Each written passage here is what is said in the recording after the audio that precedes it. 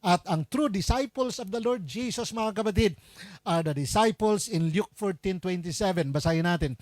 Ready, go. And everyone who does not carry his cross and follow me cannot be my disciple. Mga kapatid, ang tunay na disciple ni Lord Jesus ay katulad niya, kawangis niya. Tingnan mo nga ang iyong katabi. Kamukha ni Jesus. Christ-like. We imitate the Lord Jesus Christ. Anyone who does not carry his cross. Ibig sabihin, ang disciple ni Lord ay willing to carry the cross. Ang cross, mga kapatid, hindi literal na tayo ay magdadala ng cross, but cross symbolizes sacrifice, symbolizing death to self. Death to self. It's no longer I. It's not about me anymore. It's all about Jesus. It's all about God moving and taking over in our lives, willing to give up really everything and to do everything for Christ. Yan ang cross, mga kapatid. Willing to sacrifice for our Lord and begin to follow the Lord. Meaning, ang kanyang panyapak, yan ang susundan natin. Kung anong ginawa ni Lord Jesus, yan din ang gagawin natin. Yan, mga kapatid, in the last days, ang move ng Holy Spirit. Kaya ang 12, God wants to govern in your life and in my life, that all of us would become Christ-like in the way we think, in the way we talk, in the way we do things, in the way we live, and our great destiny.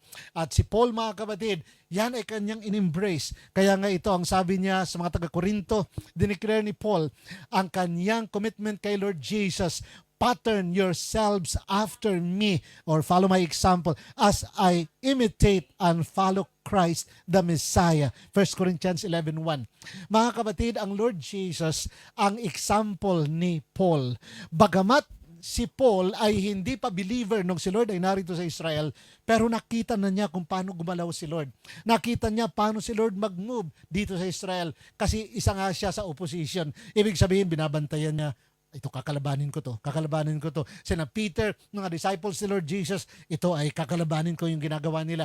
Opposition siya ng gospel. But when he encountered the Lord Jesus personally, in a supernatural way, on his way to Damascus, he got transformed, he got changed, at siya ay tinawag ni Lord to be a missionary to the Gentiles.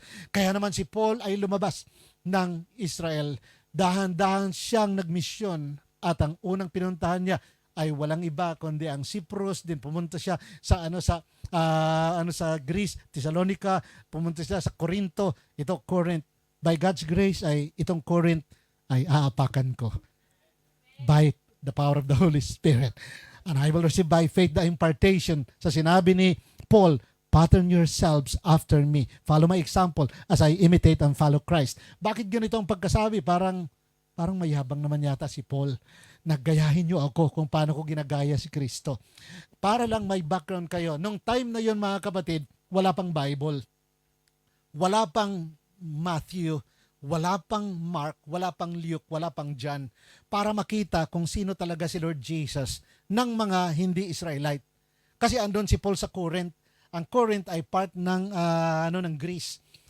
Para maituro ni Paul ang life na katulad ni Lord Jesus, na wala namang pwedeng, basahin nyo nga ang Gospel of Matthew para makilala nyo si Jesus. Basahin nyo ang Gospel of John para makilala nyo si Lord Jesus. Wala Wala pang napiprint no na Bible nung time na yon. Wala pang pwedeng basahin sila.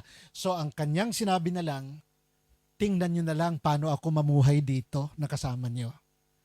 Dahil si Lord Jesus, na aking hari, na aking Panginoon, siya nang nag-take over sa buhay ko. I'm crucified with Christ.